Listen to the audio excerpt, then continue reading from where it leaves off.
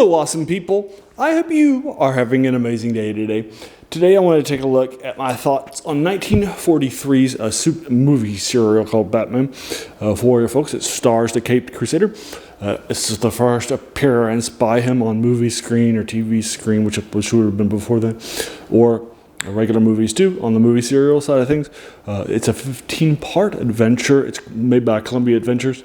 It's the first chapter is about 25 minutes. The last one is about 20 minutes, and then the rest of them all come typically in the 15 to 17 minute parts. So it's a nice, faster paced serial for you folks. I'll link it to you in the comments below on YouTube, which is where I watched it for the first time, in case you're interested in checking it out. Now, I apologize up front. I got my notes here on my cell phone, so I'm going to be looking down at that a lot. So if you see me looking down and not giving you the eye contact that you deserve, that's the reason why. All right, so it was reshown in the early 60s on TV, and it was pretty popular and had a lot of folks seeing it, and that's what inspired the Batman and Robin Batman TV show and so forth in the 60s, starring Burt Ward and such. And then also it was popular enough to have a sequel in the movies as a serial, Batman and Robin, 5 years later in 1949. So it had two, but that was the last one. Now this is sort of the end of the serials in a real strong way by the early to mid 40s in 1943 and such. Thousands of serials have been done by this time. Serials at this time were a way of dividing stories into chapters and such, and they were sort of a way of keeping people current with the things that were happening, bringing them to the movie theaters, selling tickets, and that sort of a thing. Right, and I dedicate my Saturdays to talking about this lost art form, because most people might know TV shows and movies, but they don't even know about serials, and they certainly haven't seen one. Right, so I like to talk about that too, that forgotten art and such. Right, so that's where this is coming from, and this definitely put a lot of people in the theaters. It was made by Columbia and such too. All right, so it is filmed in California, and it has some California things in here, like train tracks that look like that span a ridge that's right there by the city, or mountains, or and particularly mines. And in fact, there's a mine that's like 3 or 4 parts in the key central part. It's a key plot part. So because of all these things, it feels more California than Gotham City, even though it is set in Gotham City. It's more of a Californization of Gotham City, like, since it's filmed pretty cheaply, as most serials at this time were, and such. So it's in here. Batman is tracking down an evil Japanese agent. This is set during World War II, which is when it's filmed and produced too. It's named Dr. Daka, and he is trying to destroy a lot of American stuff behind the scenes. He's the head bad guy of a syndicate of bad guys and so forth, and he's the ultimate villain. It stars as Batman, Lewis Wilson, and obviously Bruce Wayne too, as Robin and Dick Grayson, Douglas Croft as the evil bad guy Dr. Doc I mentioned earlier, J. Carroll Nash, and then it could be Nash, but I think there's an A in there, so I think it's a Nash. And his love interest, Linda Page, who is his fiancée and works for him too, Shirley Patterson. Now, this is its time, right? The evil bad guy being Japanese, in yellow face like Ming the Merciless from Flash Gordon. It's not, something that was pretty common in this day and era. Actually, a couple of serials that we talked about earlier, Buck Rogers, for example, actually has an Asian character that's cast by a Korean-American actor and such. And there's another one, too, that we've seen in The Green Hornet and such. So, he's pretty good, too, at the time. And so there are a couple of these sort of counter narratives where there are Asian characters actually performed by Asian people and such, but here it's not the case, right? He's cast with yellowface. Many of his people that are Japanese too are sometimes too. He's got a really not good accent at all, and so forth. This is definitely more of a pastiche of the Japanese cultures and stuff. It's really not a strong thing. It's very, very strongly biased and such.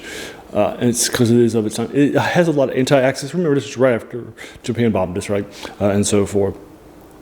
It's using the J word for them, which is the shortened version of their name, and such, right? So just as a heads up, and so forth.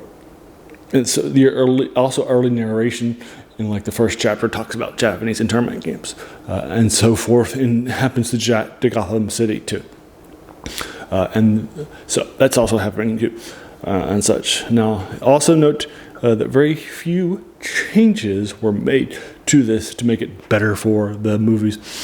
Like a lot of people do, its interpretation of the Batcave and Alfred would actually become canonical in the comics too. It actually helped to inspire some things too. That's pretty good. Because this was made by Columbia, they gave it a publicity like a full Type A movie to really sell those tokens.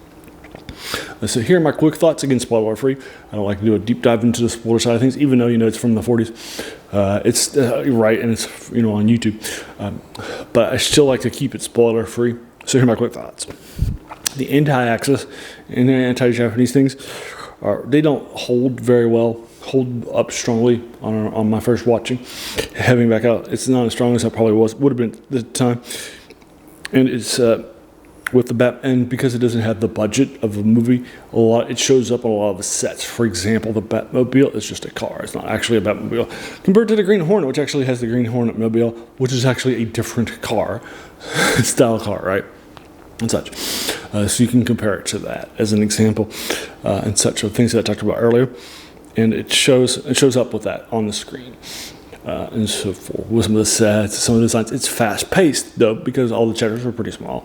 The combat's good. It runs through things very smoothly, except for such. So overall, I think it's about a 7.5 out of 10 for you folks. Right about where I thought the Green. Maybe I think it's a little bit less than the Green Hornet, but I think I gave the Green Hornet 7.5 for its first chapter or two. And so forth. Which was from a couple of years ago, from the 1940. And Captain Marvel absolutely blows this out of the water. 10 out of 10 from a few years ago too.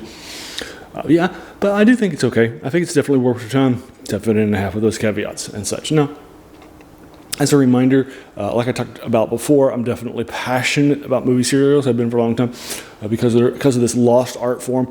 For example, you would typically on a Saturday, which is why I dedicate my Saturday to telling about this, or Saturday, you would typically go to a movie theater with your family, and all the community would go out there too. And they'd start maybe from like 10 a.m. or noon or something like that for a few hours, and you'd watch a few small openers like trailers. Very uncommon at this time. Typically, trailers weren't at that time, or news reels. Were typically shown too, or the short cartoons that you typically will see, like an entire show of a half-an-hour shows today with like maybe 10 of them that are recasting those. This would have been where they would have been shown too in movie theaters proper. And then after that, you would have the A picture, which this was marketed as, and then a serial to keep people hungry, and then you'd send them out for intermission for 20, 30 minutes. Then you come back another short or two. The B movie, which oftentimes just be like maybe an hour or 70 minutes long. And that sort of thing, another couple of shorts. And then the last serial to send them off happy. And so that would be typically what you would look like, right? The infrastructure. And the serials were, like I mentioned earlier, what kept people coming back together. That's the passion of this, where this comes from. Also, my channel is named The Worst Thing About New Books. That's a quote by a French philosopher, Jacques Joubert, who said that the worst thing about them was that they kept us from reading the old ones, right? In this case, the older films that have definitely influenced us we might have forgotten about, including the ways of telling these stories, which is very passionate for this channel. All right, so there you go. So what did you think about this? Have you seen it? Did you agree or disagree with my 7.5 out of 10? Please let me know in the comments below what your thoughts are. Again, link it to you in YouTube, which is where I watched it. And then if you like this video, why not hit the subscribe button, the like button, the bell icon if you're feeling risky, and then also let your friends know too. And then serial friends, Batman friends, superhero friends, right, whatever. Or older film friends, in this case. And thanks. I appreciate that. And again, I come back to this every Saturday for another serial. Sometimes they're TV serials that just finished season 1 of Doctor Who. From the 62, so I like to come back and go back to a lot of these older things and such. Alrighty, so there you are. And then I just want to thank you so much, for taking some time out of your day and investing it and watching my video, because we all have so many things, right, that are happening in our lives, and we're pulled in so many different directions. So the fact that you spent this time with me, that's incredibly humbling, and I appreciate it so very much. So thanks again, and have an amazing day.